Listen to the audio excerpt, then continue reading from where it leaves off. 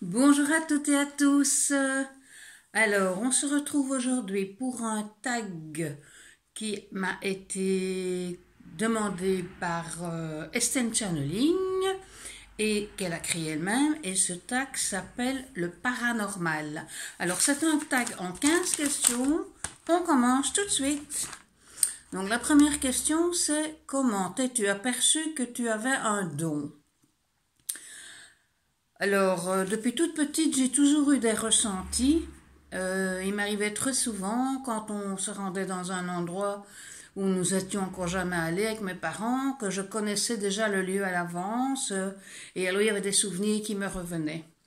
Donc, toute jeune, j'ai eu ces ressentis-là. Maintenant, il faut savoir que mon papa faisait les cartes, lisait l'avenir dans les cartes, et qu'il arrivait à rentrer en contact avec son grand-père. Mon père m'a toujours promis que le jour qu'il partirait, de là-haut, il me prouverait que le monde invisible et le paranormal existent. Il est mort malheureusement très jeune, il n'avait que 54 ans, il y a 30 ans de cela, mais il m'a envoyé les preuves qu'il m'avait promises. Et c'est à partir de ce moment-là que mes dons se sont vraiment développés et que j'ai commencé à vraiment m'intéresser à tout ce qui avait attrait au paranormal, l'ésotérisme, le monde invisible et l'univers. Voilà pour cette première question. Deuxième question, à quel âge as-tu tes premiers ressentis ou autres? Bon, ben, c'est ce que je viens d'expliquer. J'étais très très jeune. J'étais enfant, hein, j'avais 7-8 ans quand j'ai commencé à parler, on va dire. Donc, très jeune, vers 7-8 ans. Alors, ton sport, le sport, le sport, non, non.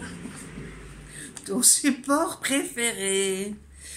Alors, je travaille avec le Petit Lenormand, mais bon, pour le moment, je suis beaucoup occupée avec l'oracle des archanges. Je travaille également avec la Divine Destinée, mais bon, je trouve que ce jeu, malgré tout, est pas très précis. Maintenant, il faut savoir que bon, j'utilise un jeu de cartes, donc ou un tarot ou un oracle comme support, on va dire, mais je ne fais pas de l'interprétation de cartes, donc je ne lis pas les cartes en fait. Ça me sert juste, c'est le cas de le dire, de support, mais au fur et à mesure, les choses me viennent comme ça. Donc c'est pas de l'interprétation de cartes, c'est plutôt du ressenti, mais je prends comme support les cartes. Alors, pour le moment, quel est ton...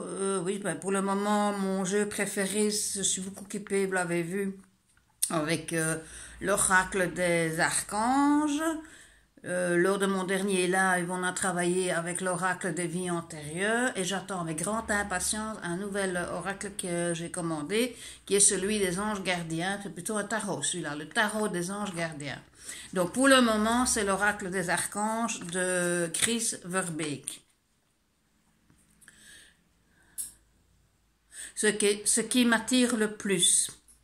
Mais en fait, je suis intéressée par tout ce qui touche à l'ésotérisme et au paranormal. Maintenant, bon, les cartes, je vais me répéter. Je travaille aussi beaucoup avec le pendule. Je fais de la radiesthésie, de la recherche d'objets, le taux vibratoire, mais il peut aussi, ça peut aussi être très utile quand les gens changent de logement pour voir si le nouveau logement va leur convenir ou alors s'ils peuvent construire sur ce terrain-là, voir une fois que vous êtes dedans s'il y a des choses paranormales qui se passent, ce qu'il y a exactement dans l'immeuble, quoi.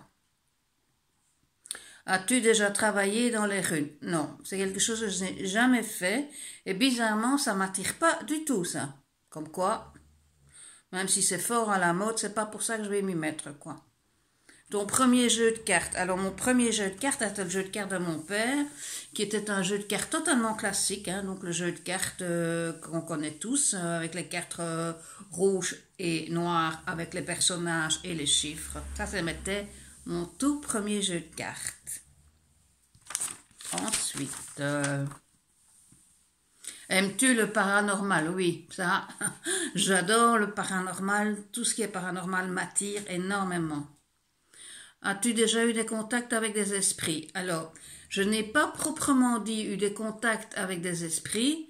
Par contre, j'ai énormément de ressentis. Donc, s'il y a des entités dans un lieu, je le ressens directement. Je peux ressentir qu'il y a des messages qu'on essaye de m'envoyer, mais j'ai pas très facile à les capter. Donc, par contre, avec mon papa, oui, avec lui, j'ai eu énormément de contacts les premières années après son décès.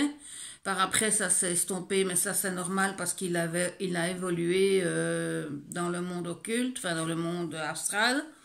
Mais j'ai des ressentis, mais je ne peux pas dire que je suis médium. Non, je ne rentre pas en contact avec les défunts. Il peut m'arriver 2, 3 flashs, mais je ne peux pas vraiment dire que ce soit des ressentis avec des défunts. Que penses-tu, quel est ton pardon, numéro 10. Quel est ton premier flash ou autre? Alors, mon tout premier flash, c'était sur... je l'ai eu tard, hein, le vrai flash.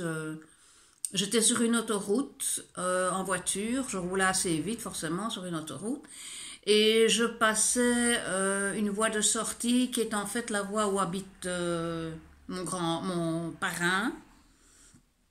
Et j'ai eu un flash qui m'a dit, imagine que tu aurais un accident ici. Et au moment où je pense cela, j'ai mon pneu droit avant qui a éclaté, ma voiture a zigzagué, je ne sais absolument pas comment j'ai fait pour la redresser et pouvoir me mettre sur le côté. Bon, c'était une Golf, c'est vrai que c'était des bonnes voitures, mais croyez-moi, j'ai eu chaud.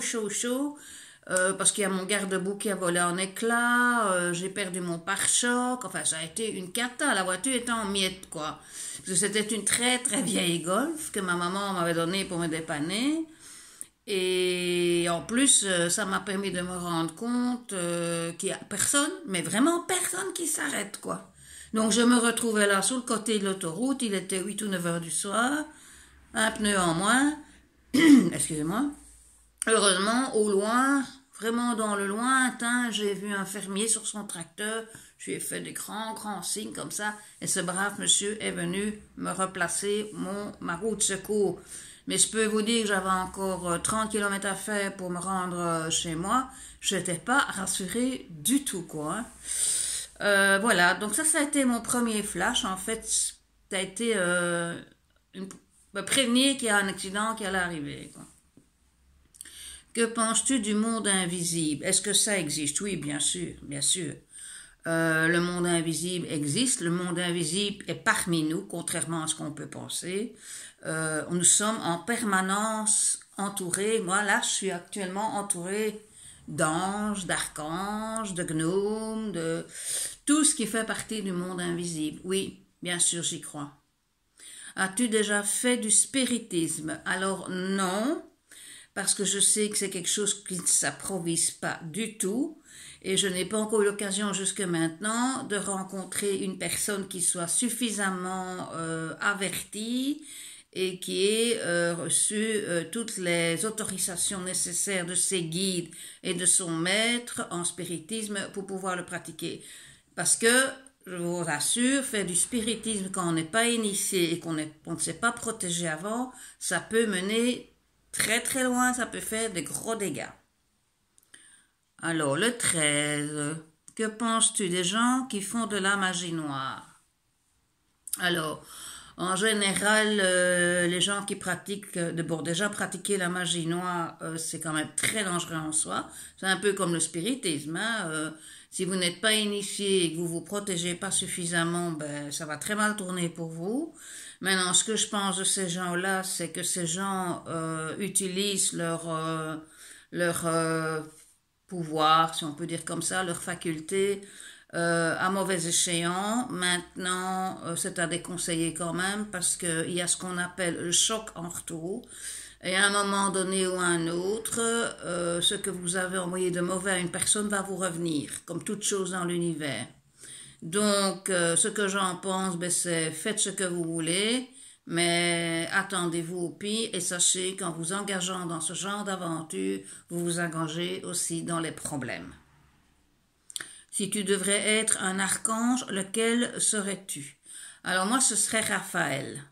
D'abord parce que sa couleur verte est ma couleur préférée, mais surtout parce que Raphaël est l'ange qui soigne les problèmes mentaux, donc les maladies mentales, qui est dans les dépressions, les burn-out, les maladies mentales, mais également dans les maladies physiques. Et en ce qui me concerne, je me dis que quand on a la santé physique plus la santé mentale, on est capable de tout faire dans la vie. Et donc c'est pour ça que Raphaël est mon archange préféré. Et alors la dernière question, ah ben c'est pas une question, c'est tag 3 personnes. Alors, je vais taguer Estelle Channeling, Myriam. Je vais taguer mes moments de création, Marielle. Et je vais taguer Ninette Angeli et par sécurité Kaela. Kaela, serre de lune. Donc voilà, j'espère que ce petit tag vous a plu. Il est créé par Estelle Channeling, Mimi de Namur. Et moi, j'ai eu un très grand plaisir à le faire. Franchement, c'est un sujet qui m'a passionné. Je vous dis à très vite pour une autre vidéo. D'ailleurs, la prochaine vidéo va parler de la... comment bénir soi-même son eau. Et en attendant, je vous souhaite un très bon week-end. Et surtout, n'oubliez pas que les anges vous protègent. Au revoir. À très vite.